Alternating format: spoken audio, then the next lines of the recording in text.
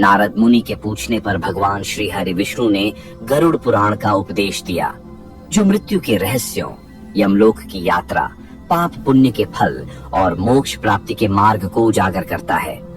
ये पुराण विशेष रूप से मृत्यु के बाद आत्मा की स्थिति और परलोक के रहस्यों को समझाने वाला अद्वितीय ग्रंथ है।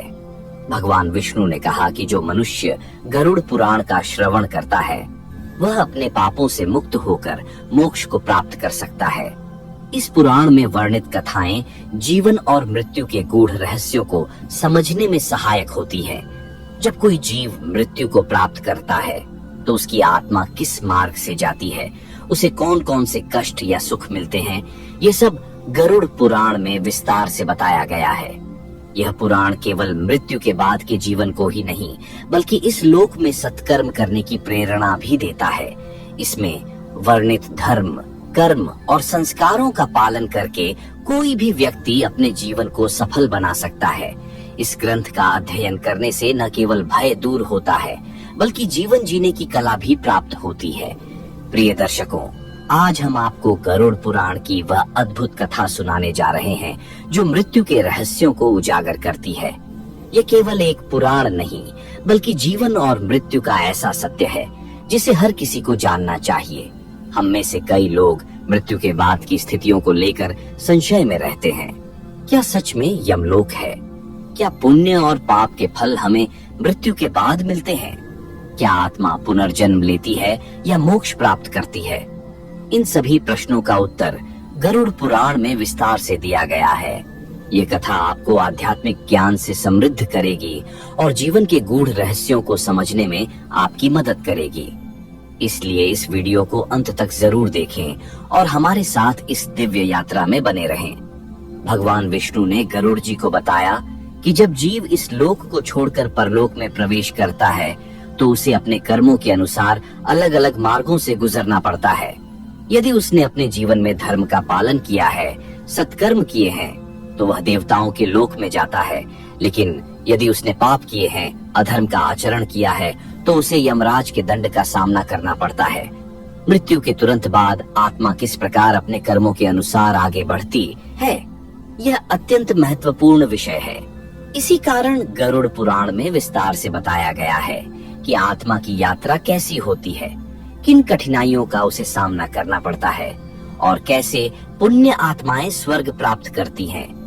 जो लोग गरुड़ पुराण का पाठ करते हैं या इसका श्रवण करते हैं, वे इन रहस्यों को जानकर अपने जीवन को सही दिशा में ले जा सकते हैं। इस प्रकार भगवान विष्णु ने गरुड़ जी को आत्मा के प्रारंभिक सफर के बारे में बताया।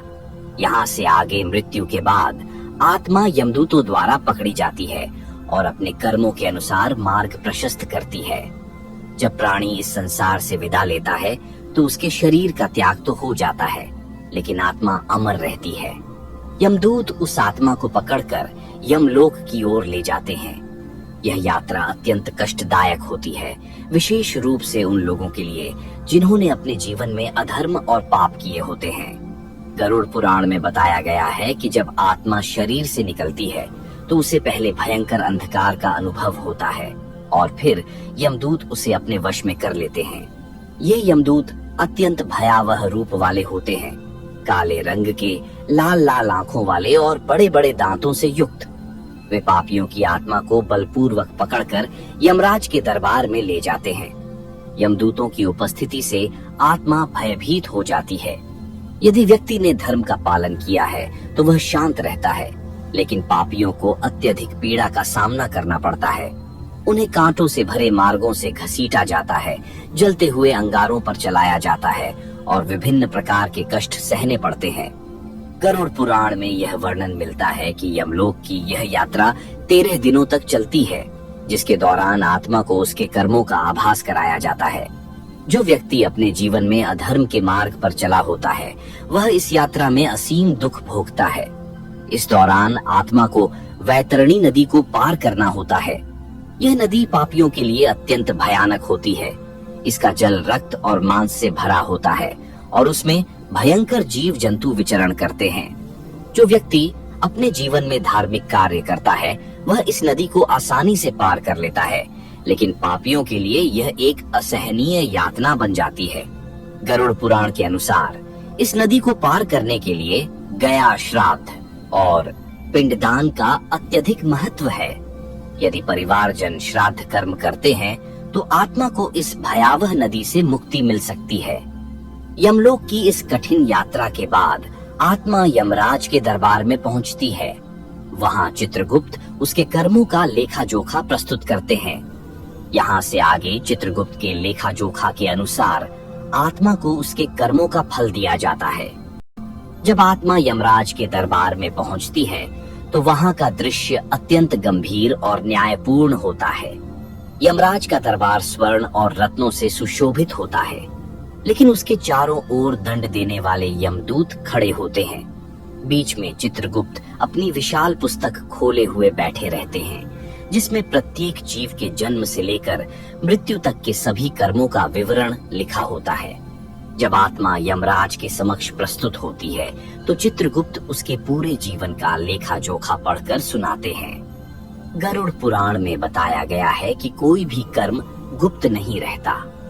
जो भी अच्छे या बुरे कर्म किए गए होते हैं उनका पूरा विवरण इस पुस्तक में संकलित रहता है।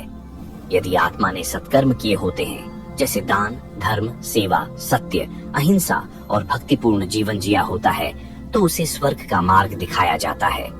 लेकिन यदि उसने पाप किए होते हैं, जैसे हत्या, चोरी, व्यभिचार, झूठ, निंदा, छल कपट या अन्य अधार्मिक कार्य, तो उसे नरक में जाने का आदेश मिलता है। यमराज अत्यंत न्यायप्रिय देवता हैं। वे किसी के साथ अन्याय नहीं करते और कर्मों के अनुसार उचित निर्णय देते हैं। पापी आत्माओं के लिए उनके स्वर कठोर होते हैं, जबकि पुण्य आत्माओं के लिए वे कृपालु होते हैं।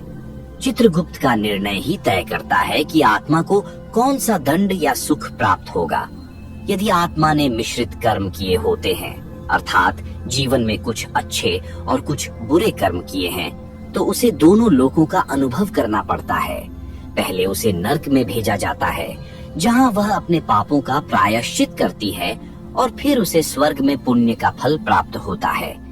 गरुड़ पुराण में यह भी वर्णन है कि यदि किसी व्यक्ति के परिवारजन उसके मृत्यु के बाद श्राद्ध कर्म और दान पुण्य करते हैं, तो उसके पापों का भार कुछ हद तक कम हो सकता है। विशेष रूप से गंगा स्नान, गया में पिंडदान और ब्राह्मणों को अन्नदान करने से आत्मा को शांति मिलती है। यमराज के दरबार में आत्मा का निर्णय होने के बाद उसे नरक या स्वर्ग के मार्ग पर भेजा जाता है। यहाँ से आगे जो आत्माएं अत्यंत पापी होती हैं, उन्हें नरक में भेजा जाता है, जहाँ वे अपने बुरे कर्मों का दंड भोगती हैं। गरुड़ पुराण में विस्तार से बताया गया है कि नरक का दृश्य अत्यंत भयावह होता है। वहाँ चारों ओर अग्नि की ज्वालाएं उठती रहती हैं, चीख पुकार सुनाई देती है और यमदूत पापियों को उनके कर्मों के अनुसार दंड देते हैं। यमलोक में 28 प्रमुख नरक बताए गए हैं, जिनमें हर एक में अलग अलग प्रकार की यातनाएं दी जाती हैं।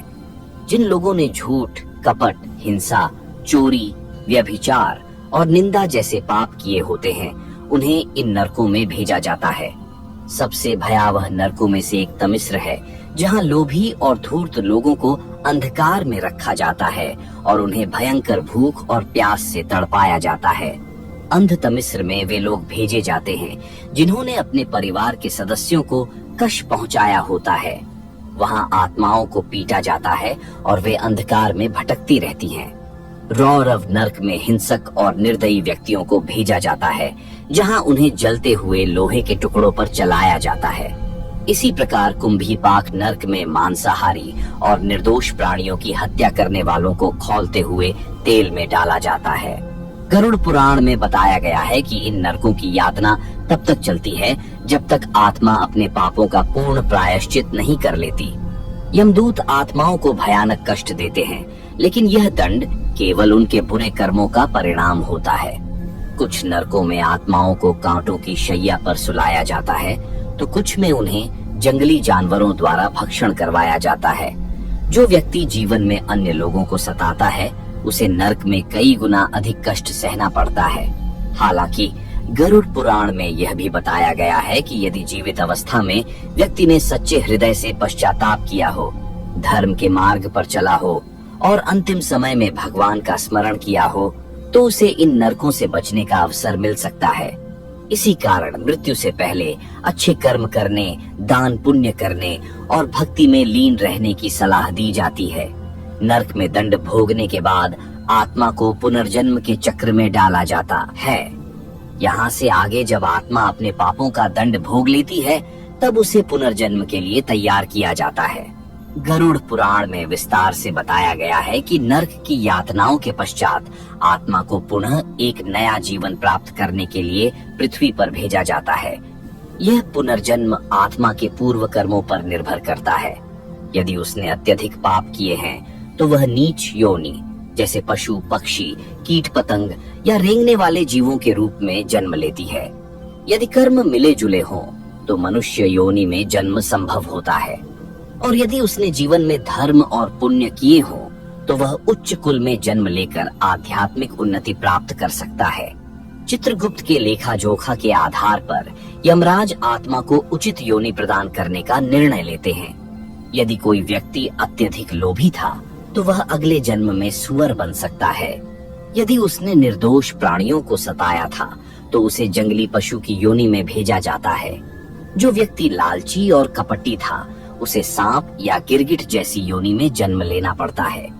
वहीं जिन्होंने दान पुण्य किया और परोपकार में जीवन व्यतीत किया वे पुनः मानव योनि में जन्म लेकर आध्यात्मिक उन्नति कर सकते हैं।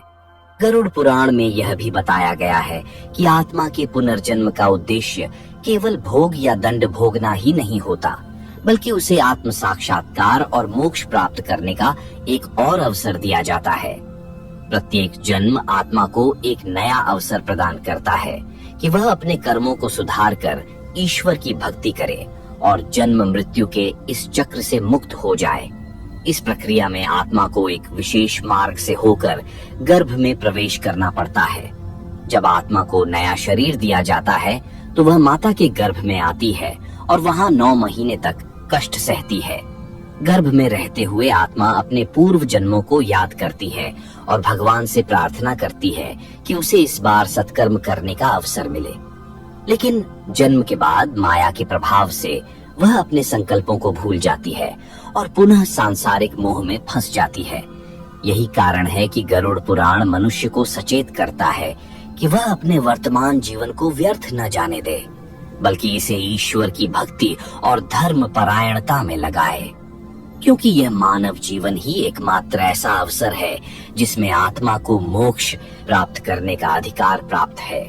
यहाँ से आगे जब आत्मा माता के गर्भ में प्रवेश करती है तब उसे असहनीय पीड़ा होती है और वह अपने पूर्व जन्मों के सभी पापों और पुण्यों को याद करने लगती है। गरुड़ पुराण में बताया गया है कि गर्भवास की अवधि आत्मा के लिए अत्यंत कष्टदायक होती है। वह एक संकुचित अंधकारमय स्थान में रहती है जहां उसे अत्यधिक गर्मी और दुर्गंध का अनुभव होता है। गर्भ में रहते हुए आत्मा यह भी समझती है कि उसने पिछले जन्मों में क्या सही किया और क्या गलत। इस स्थिति में वह भगवान से प्रार्थना करती है, हे प्रभु, यदि इस जन्म में मुझे पुनः मनुष्य योनि प्राप्त हो रही है तो मैं सत्य, धर्म और भक्ति के मार्ग पर चलूंगा। मैं अपने पापों का प्रायश्चित करूंगा और इस बार अपने जीवन को सार्थक बनाऊंगा। लेकिन जैसे ही जन्म होता है और बच्चा इस संसार में आता है वह माया के प्रभाव में सब कुछ भूल जाता है। जन्म के समय आत्मा को अत्यधिक पीड़ा होती है। जब नवजात शिशु रोता है तो यह केवल सांसारिक दुख की शुरुआत का संकेत होता है। संसार में आते ही वह रिश्तों के बंधनों में बंध जाता है और भौतिक सुख दुख में उलझ जाता है। मनुष्य जीवन का मुख्य उद्देश्य मोक्ष प्राप्ति है, लेकिन मोह, लोभ, अहंकार और वासनाएं उसे अपने वास्तविक लक्ष्य से भटका देती हैं। गरुड़ पुराण में कहा गया है कि यदि मनुष्य यह समझ ले कि उसका जन्म केवल भोगों के लिए नहीं बल्कि आत्मोन्नति के लिए हुआ है तो वह अपने जीवन को सार्थक बना सकता है। जो व्यक्ति जन्म से ही धर्म और सत्य के मार्ग पर चलता है वह धीरे धीरे आत्मज्ञान प्राप्त करता है और मोक्ष की ओर बढ़ता है। लेकिन जो लोग अज्ञानता और वासना में लिप्त रहते हैं वे पुनः कर्म बंधन में बंध जाते हैं और जन्म मरण के चक्र से मुक्त नहीं हो पाते। मनुष्य को चाहिए कि वह इस अमूल्य जीवन का सदुपयोग करे, सत्संग, सेवा और भक्ति में मन लगाए, ताकि मृत्यु के बाद उसे पुनः गर्भवास की पीड़ा न सहनी पड़े। यहाँ से आगे जब आत्मा माता के गर्भ में प्रवेश करती है, तब उसे असहनीय पीड़ा होती है और वह अपने पूर्व जन्मों के सभी पापों और पुण्यों को याद करने लगती है। गरुड़ पुराण में बताया गया है कि गर्भवास की अवधि आत्मा के लिए अत्यंत कष्टदायक होती है। वह एक संकुचित अंधकारमय स्थान में रहती है, जहाँ उसे अत्यधिक गर्मी, जन्म के बाद जैसे जैसे बालक बड़ा होता है वैसे वैसे वह माया में फंसता जाता है और अपने पूर्व जन्मों की स्मृतियां भूलने लगता है। गरुड़ पुराण में बताया गया है कि संसार में जन्म लेने के बाद मनुष्य धीरे धीरे मोह, ममता, लोभ और अहंकार के बंधनों में जकड़ जाता है। माता पिता, परिवार, समाज और सांसारिक इच्छाएं उसे वास्तविक सत्य से दूर ले जाती हैं। शैशव अवस्था में मनुष्य पूर्ण रूप से दूसरों पर निर्भर रहता है। उसे अपने पिछले जन्मों का ज्ञान नहीं होता, लेकिन जैसे जैसे वह बाल्यावस्था और युवावस्था में प्रवेश करता है, वैसे वैसे उसकी प्रवृत्तियां उसके पूर्व जन्मों के संस्कारों के अनुसार विकसित होने लगती हैं। यदि पिछले जन्म में उसने सत्कर्म किए होते हैं, तो इस जन्म में भी उसका स्वभाव धर्मपरायणता की ओर झुकता है। लेकिन यदि वह पहले भी पाप में लिप्त था, तो इस जन्म में भी वह सांसारिक भोगों में उलझा रहता है। युवावस्था में मनुष्य को सबसे अधिक माया का प्रभाव होता है। वह धन, ऐश्वर्य, स्त्री, परिवार, प्रतिष्ठा और अन्य भौतिक सुखों की ओर आकर्षित होता है। उसे यह ज्ञात नहीं रहता कि यह सब अस्थायी है और अंततः उसे मृत्यु का सामना करना पड़ेगा। गरुड़ पुराण में बताया गया है कि इसी मोह के कारण मनुष्य सत्य से विमुख होकर अधर्म और पाप के मार्ग पर चला जाता है। परिवार के प्रति अत्यधिक आसक्ति, धन का लोभ, अभिमान और इच्छाओं की पूर्ति में जीवन व्यतीत करते हुए मनुष्य यह भूल जाता है कि उसका अंतिम लक्ष्य मोक्ष प्राप्ति है। वह अपने सुख के लिए दूसरों को कष्ट पहुंचाने लगता है, छल कपट और अनैतिक कार्यों में लिप्त हो जाता है, जिससे वह पुनः कर्म बंधन में बंध जाता है। गरुड़ पुराण यह भी बताता है कि यदि मनुष्य अपने जीवन काल में ही भक्ति, सेवा, दान और धर्म के कार्यों में संलग्न हो जाए, तो वह मृत्यु के बाद के कष्टों से बच सकता है। लेकिन यदि वह सांसारिक सुखों में ही डूबा रहता है और अपने कर्तव्यों को भूल जाता है, तो उसकी आत्मा मृत्यु के पश्चात नरक की यातनाएं भोगने के लिए विवश हो जाती है। यहाँ से आगे मनुष्य जब वृद्धावस्था में पहुंचता है, तब उसे एहसास होता है कि जीवन अस्थायी है और उसने जो कुछ भी अर्जित किया था वह धीरे धीरे हाथ से छूटने लगा है। गरुड़ पुराण में बताया गया है कि जैसे जैसे उम्र बढ़ती है, शरीर कमजोर होने लगता है, इंद्रियां शिथिल पड़ने लगती हैं और वह संसार के सुखों का भोग करने में असमर्थ हो जाता है। उस समय उसे अपने पिछले कर्मों की याद आने लगती है। जो अच्छे कर्म किए होते हैं वे संतोष प्रदान करते हैं और जो पाप किए होते हैं वे मन को बेचैन कर देते हैं। वृद्धावस्था में व्यक्ति देखता है कि जिस शरीर पर उसे इतना गर्व था, वही अब उसका साथ छोड़ रहा है। बाल सफेद हो जाते हैं, दांत गिरने लगते हैं, आंखों की रोशनी मंद पड़ जाती है और चलने फिरने की शक्ति भी क्षीण हो जाती है। जिन रिश्तों को उसने जीवन भर संजोया था, वे भी धीरे धीरे दूर होने लगते हैं। संतान, जिसे उसने बड़े प्यार से पाला, अब उसकी सेवा करने में रुचि नहीं लेती। पत्नी, जिसके साथ जीवन भर साथ निभाने का वचन लिया था, अब स्वयं वृद्ध हो चुकी होती है। ऐसे में मनुष्य को संसार की नश्वरता का भान होता है। गरुड़ पुराण यह भी बताता है कि वृद्धावस्था में जिन लोगों ने धर्म और भक्ति के मार्ग को अपनाया होता है, वे सुखी रहते हैं। वे अपने जीवन के अंतिम चरण में भी प्रभु स्मरण में मग्न रहते हैं, जिससे उन्हें मृत्यु का भय नहीं सताता। लेकिन जो लोग भौतिक सुखों में ही लगे रहे, उन्होंने धन, वासना और लोभ के पीछे जीवन व्यर्थ कर दिया, वे इस समय अत्यधिक दुखी हो जाते हैं। उनके मन में पछतावा होता है कि काश उन्होंने अपने जीवन में पुण्य किए होते, सत्संग में समय बिताया होता और परमात्मा का स्मरण किया होता। गरुड़ पुराण में यह भी उल्लेख है कि वृद्धावस्था में ही व्यक्ति को अपने आने वाले जीवन और मृत्यु के बारे में गंभीरता से सोचना चाहिए। उसे चाहिए कि वह सांसारिक मोह माया को त्याग कर धर्म के मार्ग पर चले साधु संतों का संग करे और भगवत भक्ति में मन लगाए। यही समय होता है जब मनुष्य अपने अगले जन्म का आधार तैयार करता है। यहाँ से आगे मृत्यु का समय नजदीक आते ही मनुष्य भयभीत होने लगता है और उसे एहसास होता है कि अब वह इस संसार को छोड़ने वाला है। गरुड़ पुराण में बताया गया है कि मृत्यु के अंतिम क्षण अत्यंत महत्वपूर्ण होते हैं, क्योंकि उस समय मनुष्य जिस भाव में होता है वही उसके अगले जन्म का निर्धारण करता है। यदि उसने अपने जीवन में सत्कर्म किए हैं और अंतिम समय में भगवान का स्मरण करता है तो वह श्रेष्ठ योनि में जन्म ले सकता है या मोक्ष प्राप्त कर सकता है। लेकिन यदि उसका मन सांसारिक मोह, परिवार, धन और भौतिक वस्तुओं में ही लगा रहता है तो उसे पुनः जन्म मरण के चक्र में फंसना पड़ता है। मृत्यु के समय मनुष्य की अवस्था अत्यंत दयनीय हो जाती है। शरीर जर्जर हो चुका होता है, सांसें लड़खड़ाने लगती हैं, आंखों के सामने अंधेरा छाने लगता है और उसे चारों ओर यमदूतों की छाया दिखने लगती है। जो पापी होते हैं वे अत्यधिक कष्ट अनुभव करते हैं। उन्हें अपने किए गए पाप स्पष्ट रूप से याद आने लगते हैं और वे भीतर से भयभीत हो जाते हैं। गरुड़ पुराण में उल्लेख है कि मृत्यु के समय यदि व्यक्ति ने अपने जीवन में अधर्म किया होता है तो यमदूत भयंकर रूप धारण कर उसके पास आते हैं, जिससे वह और अधिक भयभीत हो जाता है। जो व्यक्ति धर्मपरायण जीवन जीता है उसके लिए यह समय अधिक सहज होता है। उसे देवदूत दिखाई देते हैं जो उसे सांत्वना देते हैं और कहते हैं कि उसने अपने जीवन में जो पुण्य किए हैं उनके कारण उसे शुभ गति प्राप्त होगी।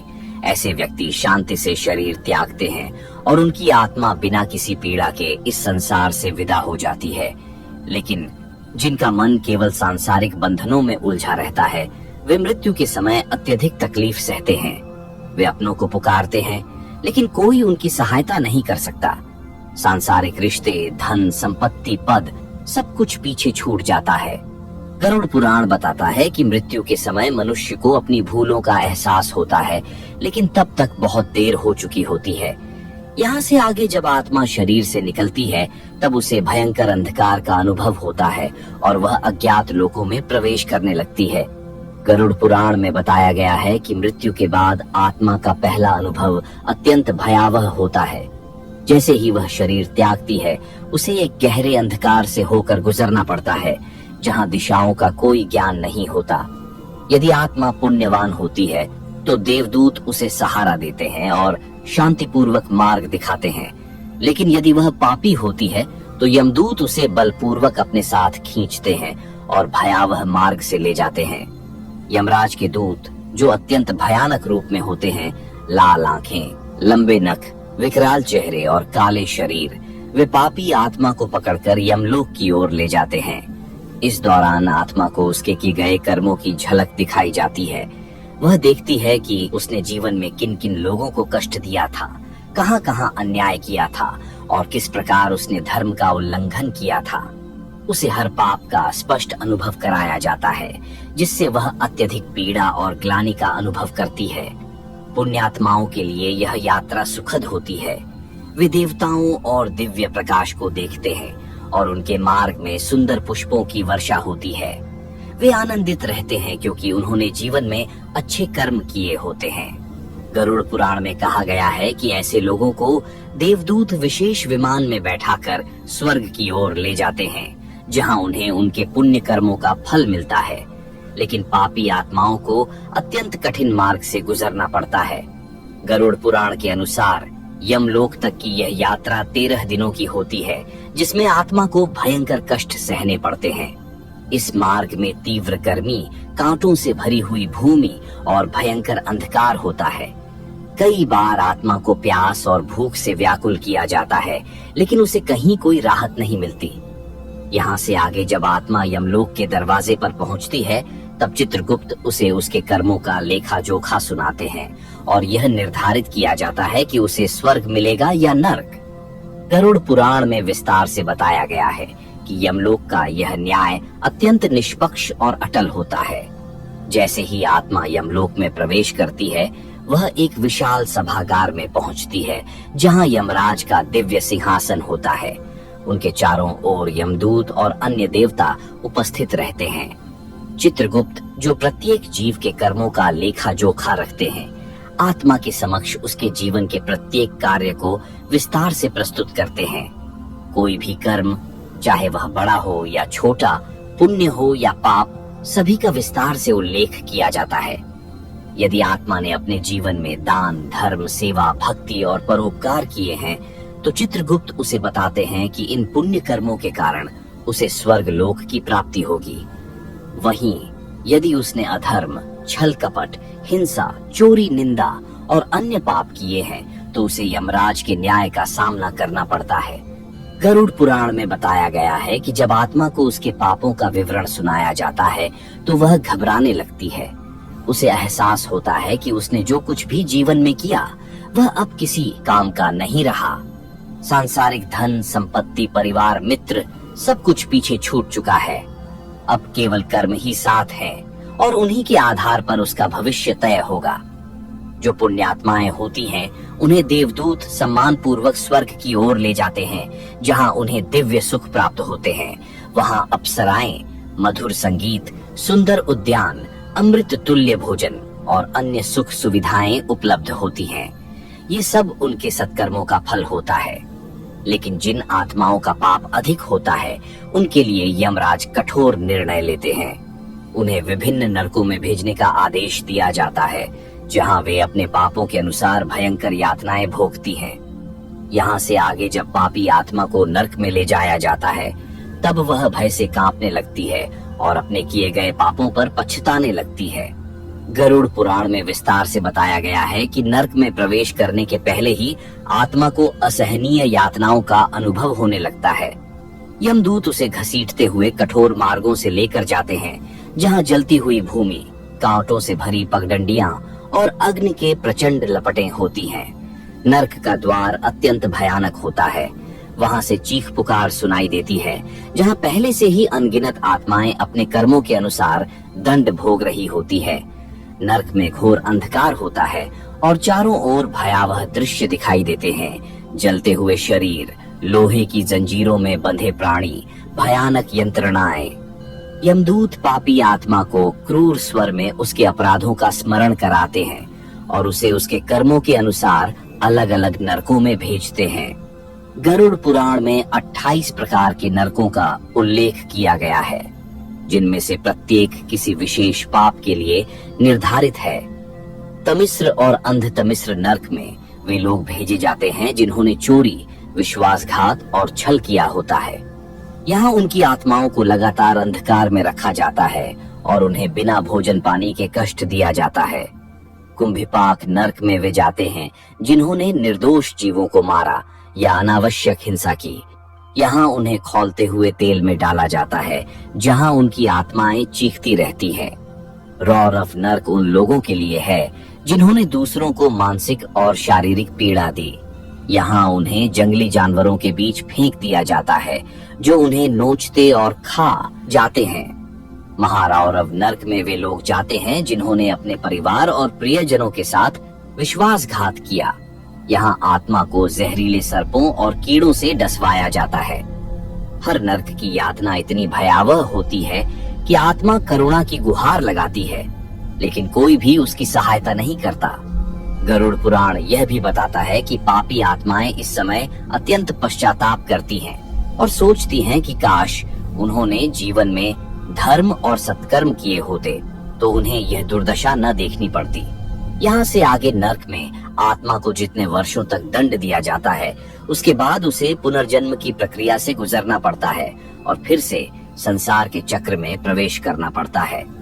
गरुड़ पुराण में बताया गया है कि जब आत्मा अपने कर्मों के अनुसार नरक की यातनाएं भोग लेती है, तब उसे पुनः किसी योनि में जन्म लेने के लिए भेज दिया जाता है।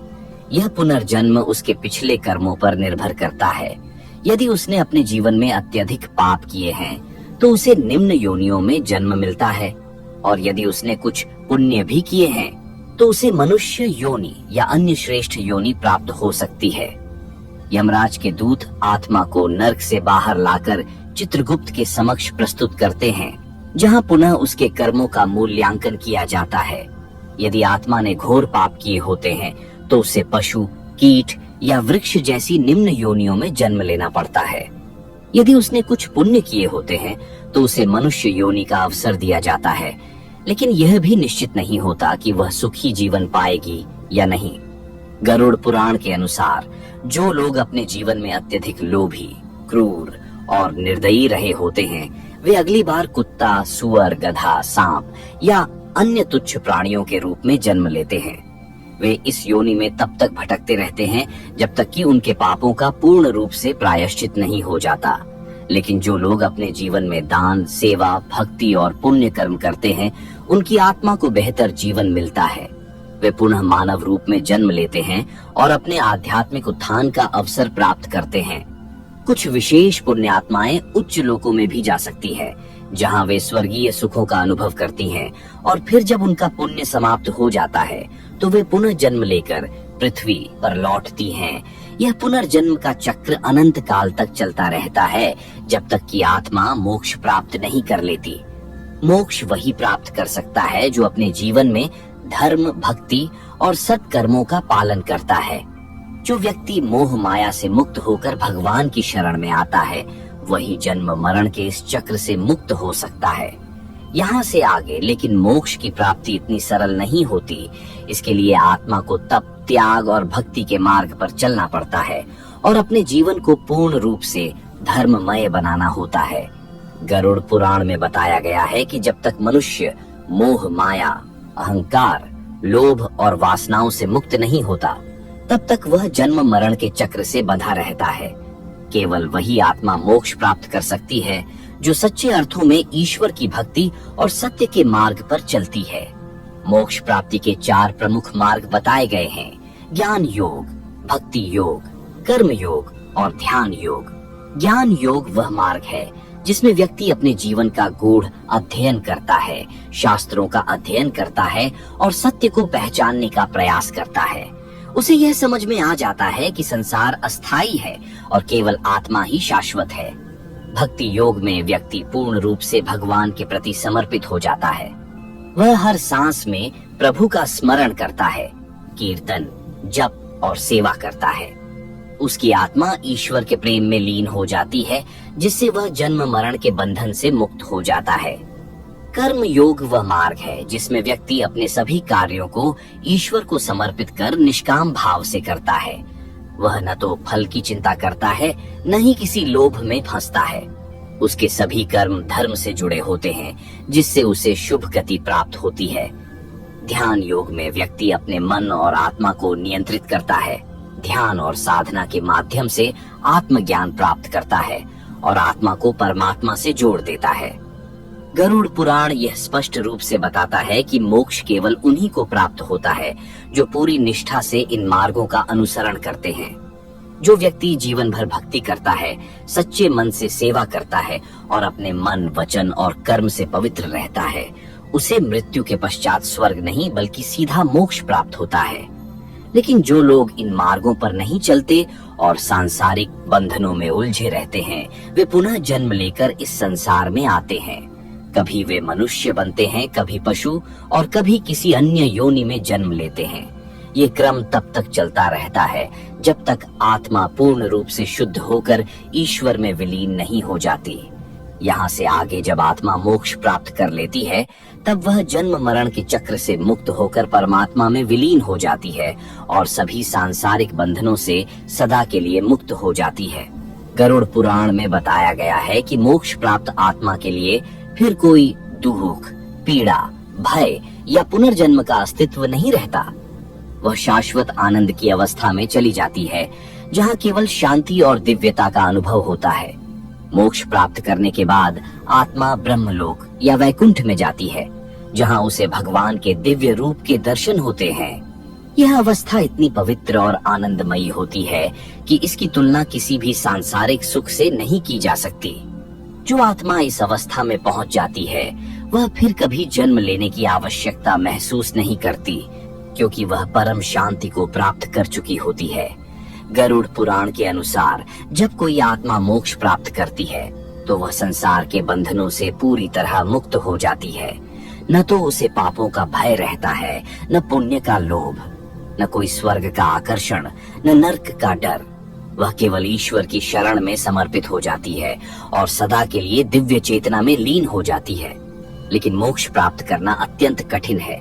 इसके लिए केवल धार्मिक ग्रंथों का अध्ययन करना या पूजा पाठ करना पर्याप्त नहीं है, बल्कि जीवन को संपूर्ण रूप से शुद्ध बनाना आवश्यक है।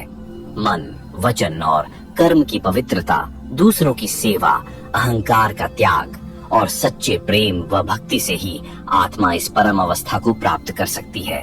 जो लोग मोक्ष प्राप्त नहीं कर पाते, उन्हें पुनः जन्म लेना पड़ता है और वे अपने कर्मों के अनुसार किसी नए शरीर में आते हैं। लेकिन जो आत्मा मुक्त हो जाती है, वह सदा के लिए परमात्मा में विलीन हो जाती है, जहाँ कोई कष्ट, मोह या अज्ञान नहीं होता। लेकिन मृत्यु के बाद आत्मा को अपने कर्मों के अनुसार विभिन्न लोकों में भेजा जाता है और उसे वहां अपने किए गए कर्मों का फल भोगना पड़ता है। गरुड़ पुराण में बताया गया है कि प्रत्येक आत्मा को 3 संभावित मार्गों में से किसी एक पर भेजा जाता है: स्वर्गलोक, नरकलोक या पुनर्जन्म के चक्र में वापस धरती पर। यदि आत्मा ने अपने जीवन में अधिक पुण्य किए हैं तो वह स्वर्गलोक में जाती है। स्वर्ग में दिव्य सुख सुविधाएं होती हैं। यहाँ स्वर्ण महल, सुंदर उद्यान, अमृत तुल्य भोजन और अप्सराओं का नृत्य देखने को मिलता है। पुण्य आत्माएं यहाँ विश्राम करती हैं और अपने सत्कर्मों का आनंद लेती हैं। लेकिन ये सुख स्थायी नहीं होता, क्योंकि जब पुण्य समाप्त हो जाते हैं तब आत्मा को पुनः जन्म लेना पड़ता है। जो आत्माएं अत्यधिक पापी होती हैं, वे नरक में भेजी जाती हैं, जहां उन्हें उनके पापों के अनुसार दंड भोगना पड़ता है। विभिन्न नरकों में उन्हें असहनीय यातनाएं दी जाती हैं, जो उनके किए गए अधर्म के अनुरूप होती हैं। गरुड़ पुराण विस्तार से बताता है कि कैसे आत्मा को पीड़ा सहनी पड़ती है और किस प्रकार उसे अपने कर्मों का भयंकर दंड मिलता है। लेकिन जिन लोगों का जीवन न पूर्ण रूप से पुण्यकारी था और न ही अत्यंत पापमय, वे पुनः जन्म लेने के लिए धरती पर भेज दिए जाते हैं। उनका अगला जन्म उनके पिछले कर्मों पर निर्भर करता है। यदि उन्होंने कुछ पुण्य किए हैं तो वे अच्छे परिवार में जन्म लेते हैं, और यदि उनके पाप अधिक हैं तो उन्हें किसी निम्न योनि में जन्म लेना पड़ता है। पुनर्जन्म के इस चक्र से बचने के लिए ही गरुड़ पुराण में भक्ति, सत्कर्म और आत्म संयम पर बल दिया गया है। यदि कोई व्यक्ति इन सिद्धांतों का पालन करता है तो वह धीरे धीरे मोक्ष की ओर अग्रसर हो सकता है और जन्म मरण के बंधन से मुक्त हो सकता है। जब आत्मा पुनर्जन्म लेती है तो वह अपने पिछले जीवन की स्मृतियों को भूल जाती है और एक नए शरीर में प्रवेश कर इस संसार में वापस आती है। गरुड़ पुराण में कहा गया है कि आत्मा के लिए यह विस्मरण आवश्यक है, क्योंकि यदि मनुष्य को अपने पिछले जन्मों की सभी यादें बनी रहें तो वह जीवन के सामान्य कार्यों को सुचारू रूप से नहीं कर पाएगा। इसलिए प्रकृति ने इस स्मृति को ढंक दिया है ताकि मनुष्य अपने नए जीवन के अनुरूप कर्म कर सके। हालांकि कुछ विशेष आत्माएं जैसे महान योगी, आर्षि और तपस्वी अपने पूर्व जन्मों की कुछ स्मृतियों को जागृत रख सकते हैं। वे अपने अनुभवों से सीखकर इस जीवन में उच्च आध्यात्मिक मार्ग पर आगे बढ़ते हैं। लेकिन सामान्य आत्माएं अपने नए जन्म के अनुसार एक नया जीवन प्रारंभ करती हैं और अपने कर्मों के आधार पर सुख दुख का अनुभव करती है। गरुड़ पुराण के अनुसार आत्मा को पुनर्जन्म में कई संभावनाएं मिलती हैं। यदि उसने पिछले जन्म में अच्छे कर्म किए थे तो वह एक संपन्न, सुखी और धार्मिक परिवार में जन्म लेती है। लेकिन यदि उसने अधर्म और पाप किए थे तो उसका जन्म किसी गरीब, दुखी या पशु योनि में हो सकता है। यह भी बताया गया है कि कुछ विशेष परिस्थितियों में आत्मा को उसी परिवार में जन्म लेने का अवसर मिल सकता है जहां उसने पिछले जन्म में कोई अधूरा कार्य छोड़ा था या किसी के प्रति अत्यधिक मोह था। यही कारण है कि कभी कभी छोटे बच्चे अपने माता पिता से ऐसी बातें कह देते हैं जो उनके पिछले जन्म से जुड़ी होती हैं।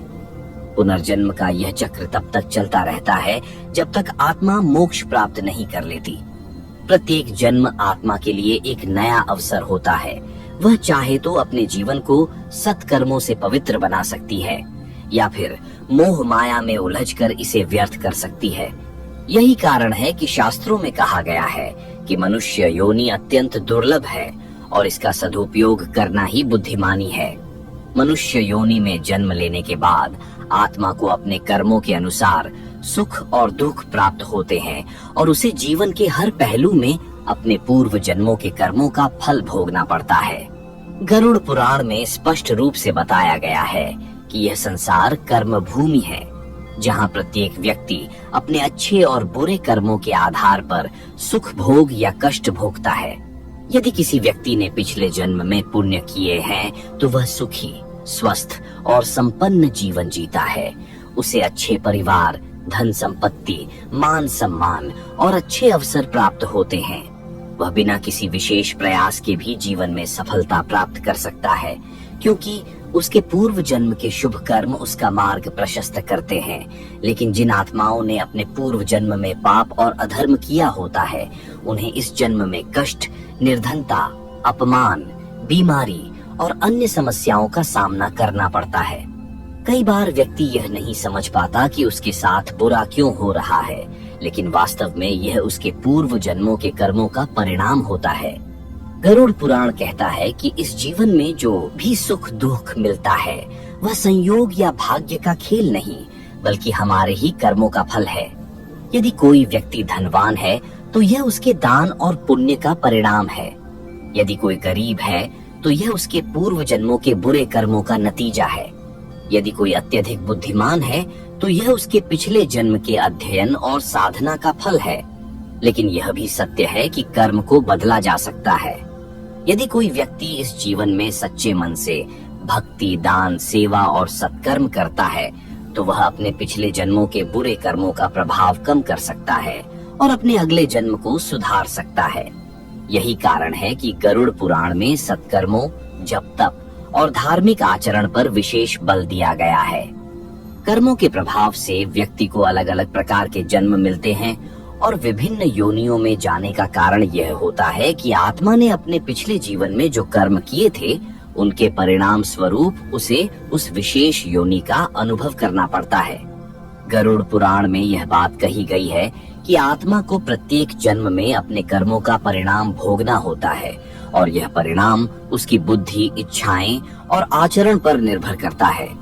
जो व्यक्ति जीवन में अच्छे कार्य करते हैं, सत्य बोलते हैं और दूसरों की मदद करते हैं, वे उच्च योनियों में जन्म लेते हैं, जैसे मनुष्य या देवता की योनि। उच्च योनियों में जन्म लेने वाले लोग अधिक सुखी होते हैं और उन्हें धर्म, सत्य और भक्ति के मार्ग पर चलने का अवसर मिलता है। लेकिन जो व्यक्ति पाप करते हैं, दूसरों को दुख पहुंचाते हैं और अहंकार, क्रोध और लोभ में फंसे रहते हैं, वे निम्न योनियों में जन्म लेते हैं। वे कुत्ता, गधा, सुअर या अन्य तुच्छ प्राणियों के रूप में जन्म लेते हैं, जहां उन्हें अपने कुकर्मों का दंड भुगतना पड़ता है। कुछ आत्माएं जो विशेष रूप से अत्यधिक पापी होती हैं, उन्हें अचेतन अवस्था में जन्म लेने की स्थिति मिलती है।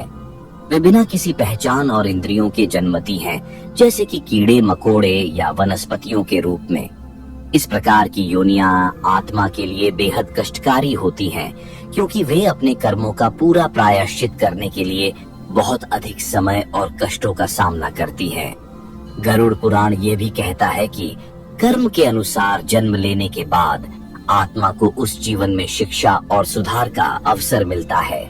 यदि व्यक्ति अपनी गलतियों को पहचानता है और सच्चे मार्ग पर चलने की कोशिश करता है, तो वह अपने अगले जन्म में पुनः सुधार की संभावना पा सकता है। इसके विपरीत यदि कोई व्यक्ति अपने कर्मों के परिणाम को समझने में असफल रहता है और पुनः उन्हीं गलतियों को दोहराता है, तो वह फिर से जन्म मरण के चक्र में फंसा रहता है। यही कारण है कि धर्म, भक्ति और सत्कर्म पर विश्वास रखना अत्यंत महत्वपूर्ण है, क्योंकि यही कर्मों के परिणाम को बदलने और आत्मा को मोक्ष की ओर अग्रसर करने का सबसे प्रभावी तरीका है। आत्मा के पुनर्जन्म की प्रक्रिया में यह भी ध्यान में रखा जाता है कि व्यक्ति की इच्छाएं और संस्कार भी महत्वपूर्ण भूमिका निभाते हैं। गरुड़ पुराण में बताया गया है कि जीवन में व्यक्ति की मानसिकता, इच्छाएं और अतीत के संस्कार उसके अगले जन्म का निर्धारण करते हैं। मनुष्य के भीतर जो संस्कार होते हैं वही उसकी प्रवृत्तियों को प्रभावित करते हैं और यह तय करते हैं कि वह अगले जन्म में किस प्रकार का जीवन जिएगा। यदि व्यक्ति के मन में निरंतर ईश्वर के प्रति भक्ति, प्रेम और सच्चे कर्मों की भावना रहती है, तो वह अगले जन्म में उच्च और पवित्र जीवन जीने के लिए जन्म ले सकता है। ऐसे व्यक्ति का मानसिक स्तर भी उच्च होता है और उसकी प्रवृत्तियां उसे आत्मज्ञान की ओर ले जाती है। गरुड़ पुराण में कहा गया है कि संत, महात्मा और योगी अपनी इच्छाओं और संस्कारों को शुद्ध करके मोक्ष की प्राप्ति करते हैं। लेकिन यदि व्यक्ति का मन सांसारिक वासनाओं, लोभ, क्रोध और अन्य विकारों से भरा होता है, तो उसके संस्कार उसी के अनुरूप होते हैं। ऐसे व्यक्ति का पुनर्जन्म निम्न योनियों में हो सकता है, जैसे कीट पतंगों, कुत्तों, गधों आदि में। इन योनियों में जन्म लेने वाली आत्माएं उन पापों के कारण जो उन्होंने अपने पिछले जीवन में किए थे बहुत कष्ट भोगती है। इन सभी बातों से यह भी समझ आता है कि हर व्यक्ति की स्थिति और जीवन की गुणवत्ता पूरी तरह से उसके कर्मों, इच्छाओं और मानसिकता पर निर्भर करती है। व्यक्ति चाहे तो इस जीवन में अपने संस्कारों को शुद्ध कर सकता है, अपनी इच्छाओं को नियंत्रित कर सकता है और अपने जीवन को सही दिशा में मोड़ सकता है। गरुड़ पुराण में यह भी बताया गया है कि संतोष, संयम और सच्चे उद्देश्य के साथ जीने से आत्मा को जन्म मरण के चक्र से मुक्ति मिल सकती है। जो व्यक्ति इस जीवन में ईश्वर की भक्ति और साधना में लगा रहता है, उसके मानसिक संस्कार शुद्ध होते हैं और उसकी आत्मा परम सत्य को प्राप्त करने की दिशा में अग्रसर होती है। जब व्यक्ति अपने जीवन में सही मार्ग का पालन करता है और अपने संस्कारों को सुधारने का प्रयास करता है, तो वह अगले जन्म में एक बेहतर स्थिति में जन्म लेता है। गरुड़ पुराण में यह बताया गया है कि यदि कोई व्यक्ति इस जीवन में धार्मिक कार्यों में रत रहता है, सद्गुणों का पालन करता है और आत्मा के शुद्धिकरण के लिए प्रयत्नशील रहता है, तो वह अगले जन्म में उच्च योनियों में जन्म लेता है। ऐसे व्यक्ति का जन्म उस परिवार में होता है जो धर्म और ज्ञान में रुचि रखता है, जिससे उसे जीवन में उचित मार्गदर्शन और अवसर मिलते हैं। जो व्यक्ति इस संसार में अपने कर्तव्यों को निभाते हुए सच्चे मन से धर्म, सत्य और ईश्वर की भक्ति में रत रहता है, वह अपने मानसिक और आत्मिक संस्कारों को शुद्ध करता है। गरुड़ पुराण कहता है कि ऐसे व्यक्ति को अगले जन्म में अधिक सुख, शांति और संतोष प्राप्त होते हैं। उनकी आत्मा अधिक जागरूक होती है और वे जल्दी ही उच्च स्तर की साधना के लिए तैयार हो जाते हैं। इसका सीधा मतलब यह है कि हमें हर समय अपने विचारों, आचरण और कर्मों को नियंत्रित करने का प्रयास करना चाहिए। यदि हम अपने जीवन को सत्कर्मों से भर देंगे, तो हमारे भीतर के संस्कार शुद्ध होंगे और हम धीरे धीरे मोक्ष की ओर अग्रसर होंगे। इस जीवन में अपने कर्मों का निवारण करना और सही दिशा में अपनी इच्छाओं को मोड़ना हमारी आत्मा के लिए सबसे महत्वपूर्ण कदम है।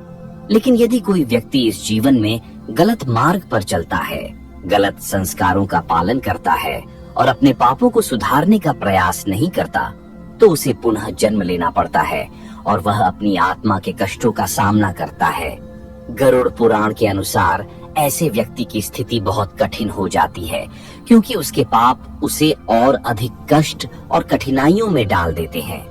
इसलिए हमें यह समझना चाहिए कि जीवन का उद्देश्य सिर्फ सांसारिक सुखों का भोगना नहीं है, बल्कि आत्मा के उन्नति की ओर अग्रसर होना है।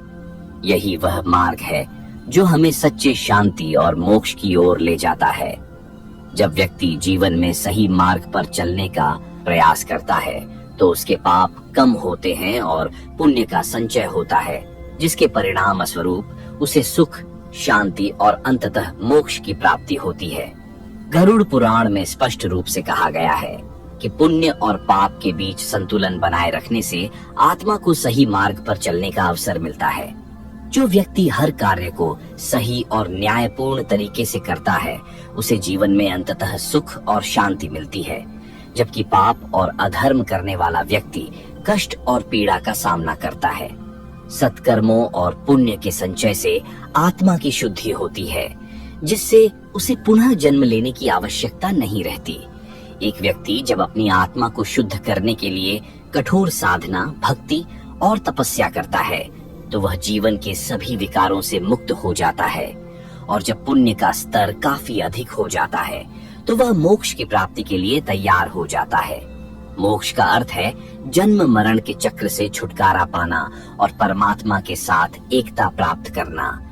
इसलिए गरुड़ पुराण में यह महत्वपूर्ण शिक्षा दी जाती है कि आत्मा को शुद्ध और पवित्र बनाने के लिए हर व्यक्ति को अपने जीवन में धार्मिकता, सत्य और भक्ति का पालन करना चाहिए। ऐसे व्यक्ति को अपने कर्मों और मानसिकता पर निरंतर ध्यान रखना चाहिए ताकि वह हर समय अपने मार्ग को सही दिशा में रख सके। पुण्य के माध्यम से आत्मा का उत्थान होता है और वह धीरे धीरे अपने सर्वश्रेष्ठ रूप में परिवर्तित होती है।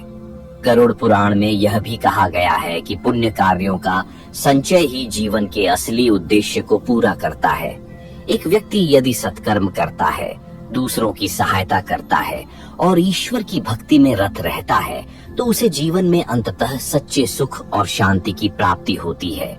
सत्कर्मों का संचय और पुण्य की ओर अग्रसर होने से व्यक्ति की आत्मा को मोक्ष की प्राप्ति होती है और वह जन्म मरण के चक्र से मुक्त होकर परमात्मा में विलीन हो जाती है। गरुड़ पुराण में कहा गया है कि मोक्ष प्राप्त करने के लिए केवल धार्मिक अनुष्ठान पर्याप्त नहीं है, बल्कि व्यक्ति को अपने आचरण, विचार और कर्मों को भी शुद्ध बनाना होता है। जब आत्मा पूरी तरह से पवित्र और निष्कलंक हो जाती है, तभी वह इस संसार के बंधनों से मुक्त हो सकती है। मोक्ष प्राप्त करने के लिए 4 प्रमुख मार्ग बताए गए हैं: ज्ञान योग, कर्म योग, भक्ति योग और ध्यान योग। प्रत्येक मार्ग व्यक्ति की मानसिकता और स्वभाव के अनुसार उसे मोक्ष की ओर ले जाता है। जो व्यक्ति ज्ञान और वैराग्य को अपनाता है, वह आत्मज्ञान के माध्यम से मुक्ति प्राप्त करता है। जो निष्काम कर्म करता है, वह अपने कर्मों के माध्यम से मोक्ष प्राप्त कर सकता है। भक्ति से जुड़े लोग प्रेम और श्रद्धा के बल पर परमात्मा तक पहुंच सकते हैं, जबकि ध्यान करने वाले साधक अपनी चित्त वृत्तियों का निरोध करके आत्म साक्षात्कार प्राप्त कर सकते हैं। गरुड़ पुराण यह भी बताता है कि मोक्ष प्राप्त आत्माएं पुनः संसार में जन्म नहीं लेती। वे न तो सुख दुख के चक्र में पड़ती हैं और न ही किसी कर्म बंधन में फंसती हैं। उनका अस्तित्व शाश्वत और दिव्य हो जाता है। उन्हें भगवान के परम धाम जैसे वैकुंठ या ब्रह्मलोक में स्थान मिलता है, जहाँ केवल आनंद और शांति होती है। लेकिन मोक्ष प्राप्त करना अत्यंत कठिन है, क्योंकि सांसारिक मोह, इच्छाएं और वासनाएं आत्मा को बार बार इस संसार में खींच लाती हैं। जब तक मनुष्य अपने मन, इंद्रियों और इच्छाओं पर नियंत्रण नहीं करता, तब तक वह जन्म मरण के बंधन से मुक्त नहीं हो सकता। इसलिए गरुड़ पुराण में बार बार यह संदेश दिया गया है कि व्यक्ति को मोह माया से दूर रहकर सत्कर्मों और भक्ति में लीन रहना चाहिए। जो व्यक्ति सांसारिक मोह से ऊपर उठकर आत्मा की शुद्धि और परमात्मा की भक्ति में लीन रहता है, वह धीरे धीरे मोक्ष के मार्ग की ओर अग्रसर होता है। गरुड़ पुराण में यह बताया गया है कि जब कोई मनुष्य अपने जीवन में ईश्वर की शरण को स्वीकार करता है और अपने सभी कार्यों को निष्काम भाव से करता है, तो वह धीरे धीरे जन्म मरण के बंधनों से मुक्त होने लगता है। संसार में रहते हुए भी यदि व्यक्ति अपने मन को विकारों से बचाकर पवित्रता और ईश्वर की भक्ति में स्थिर रखता है, तो उसकी आत्मा धीरे धीरे सांसारिक इच्छाओं से परे हो जाती है। यही वह अवस्था होती है जब व्यक्ति को इस बात का बोध होने लगता है कि यह संसार क्षण भंगुर है और असली शांति केवल ईश्वर में ही प्राप्त हो सकती है। गरुड़ पुराण में यह भी बताया गया है कि जो व्यक्ति अपने मन और इंद्रियों को नियंत्रित कर लेता है, वह इस जीवन में ही आत्मज्ञान को प्राप्त कर सकता है। जब मनुष्य के भीतर वैराग्य उत्पन्न होता है, तब वह मोह माया से मुक्त होकर ईश्वर के प्रति समर्पित होने लगता है। इस स्थिति में व्यक्ति को न तो संसार के सुखों की लालसा रहती है और न ही किसी प्रकार के दुखों का भय। यह भी कहा गया है कि ईश्वर की भक्ति में लगे हुए लोगों को अंत समय में परमात्मा का साक्षात्कार होता है। ऐसे भक्तों को यमदूतों का सामना नहीं करना पड़ता, बल्कि स्वयं विष्णु के पार्षद उन्हें लेने आते हैं और वे सीधा वैकुंठ धाम को प्रस्थान करते हैं। इसलिए जो लोग इस जीवन में सच्चे मन से प्रभु की भक्ति करते हैं और अपने कर्मों को पवित्र रखते हैं, वे मृत्यु के बाद भी आनंदमय स्थिति में रहते हैं। इस संसार में जो भी जन्म लेता है, उसे एक दिन मृत्यु का सामना करना ही पड़ता है, लेकिन मृत्यु के बाद आत्मा किस दिशा में जाएगी, यह पूरी तरह से उसके कर्मों और भक्ति पर निर्भर करता है। यही कारण है कि गरुड़ पुराण हमें यह सीख देता है कि हमें अपने जीवन में हमेशा धर्म, सत्य और प्रेम के मार्ग पर चलना चाहिए। जब मनुष्य अपने अंत समय में ईश्वर का स्मरण करता है और पूरी श्रद्धा से उनका नाम लेता है, तो उसकी आत्मा पुण्य लोक या मोक्ष की ओर अग्रसर होती है। गरुड़ पुराण में स्पष्ट रूप से बताया गया है कि मृत्यु के समय मनुष्य जिस विचार में लीन रहता है, वही उसकी आत्मा की अगली यात्रा को निर्धारित करता है। यदि कोई व्यक्ति अपने अंतिम क्षणों में भगवान का ध्यान करता है, तो उसे परम धाम की प्राप्ति होती है। लेकिन यदि उसका मन सांसारिक मोह माया में अटका रहता है, तो उसे पुनः जन्म लेना पड़ता है। भगवत गीता में भी श्री कृष्ण ने अर्जुन से कहा था कि जो मनुष्य मृत्यु के समय मेरा स्मरण करता है, वह निश्चित रूप से मुझे प्राप्त करता है। गरुड़ पुराण भी इसी सिद्धांत को दोहराता है और कहता है कि अंत समय में किए गए विचार और भावनाएं आत्मा की गति को निर्धारित करती है। यही कारण है कि हिंदू धर्म में मृत्यु के समय राम नाम सत्य है और हरे राम हरे कृष्ण जैसे मंत्रों का जाप किया जाता है, ताकि आत्मा को दिव्य ऊर्जा प्राप्त हो और वह सही मार्ग की ओर बढ़ सके। यदि किसी व्यक्ति का जीवन अधर्म में व्यतीत हुआ हो, लेकिन वह अपने अंतिम क्षणों में सच्चे मन से भगवान का स्मरण कर ले, तो भी उसे मोक्ष प्राप्त हो सकता है। इसी कारण मृत्यु शैया पर पड़े व्यक्ति को भागवत कथा, रामायण और अन्य धार्मिक ग्रंथों का श्रवण करवाने की परंपरा है। यह आत्मा को शुद्ध करने और उसे ईश्वर के समीप ले जाने का एक माध्यम होता है। लेकिन गरुड़ पुराण यह भी कहता है कि केवल अंतिम समय में भगवान को याद कर लेने से ही मोक्ष की गारंटी नहीं होती, बल्कि जीवन भर अच्छे कर्म और भक्ति का अभ्यास करना आवश्यक है। यदि कोई व्यक्ति पूरे जीवन भर पाप करता रहा और अंत समय में भगवान को पुकारता है, तो वह तुरंत मोक्ष प्राप्त नहीं कर सकता, लेकिन उसके अगले जन्म की स्थिति सुधर सकती है। मृत्यु के बाद आत्मा के साथ क्या होता है, यह उसके कर्मों और अंतिम विचारों पर निर्भर करता है। यदि वह ईश्वर के स्मरण में लीन होकर प्राण त्यागती है, तो उसे यमदूतों की पीड़ा से मुक्ति मिल सकती है और वह सीधे विष्णु के धाम की ओर प्रस्थान कर सकती है। इसलिए गरुड़ पुराण में कहा गया है कि मृत्यु को भय के रूप में नहीं, बल्कि आत्मा की उच्च अवस्था में परिवर्तन के रूप में देखना चाहिए। जब आत्मा मृत्यु के बाद अपने कर्मों के आधार पर अगले संसार की यात्रा करती है, तो उसे विभिन्न मार्गों से होकर गुजरना पड़ता है। गरुड़ पुराण में विस्तार से वर्णन किया गया है कि मृत्यु के बाद आत्मा किस प्रकार यमलोक की ओर बढ़ती है और किन परिस्थितियों का सामना करती है। यदि व्यक्ति ने अपने जीवन में पुण्य कर्म किए होते हैं, तो उसकी यात्रा सुगम होती है। लेकिन यदि उसके कर्म पापमय रहे हों, तो उसे भयंकर यातनाओं का सामना करना पड़ता है। गरुड़ पुराण के अनुसार जब कोई व्यक्ति मृत्यु को प्राप्त करता है, तो उसकी आत्मा सूक्ष्म शरीर में प्रवेश कर जाती है। यह सूक्ष्म शरीर ही अगले लोक की यात्रा करता है और अपने कर्मों के अनुसार उसे विभिन्न अनुभवों से गुजरना पड़ता है।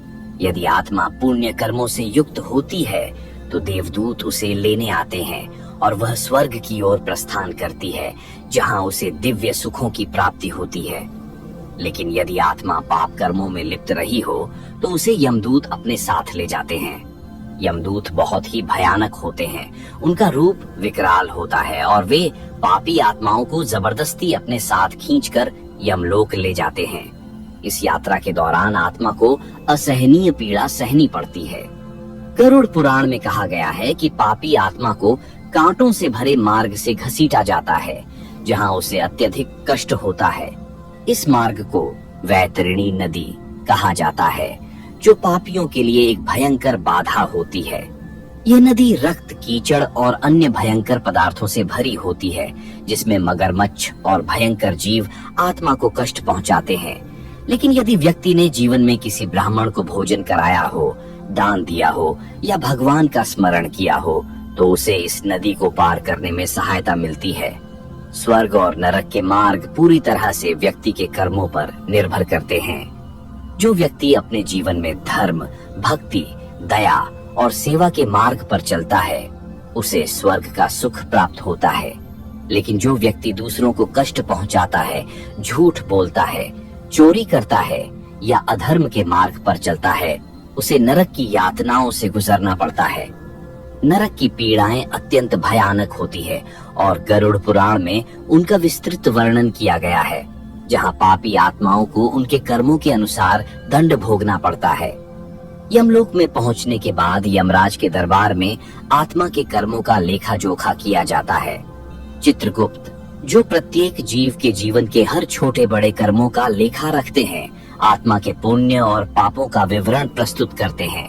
यदि आत्मा ने अधिक पाप किए होते हैं तो उसे विभिन्न प्रकार की नारकीय यातनाओं से गुजरना पड़ता है।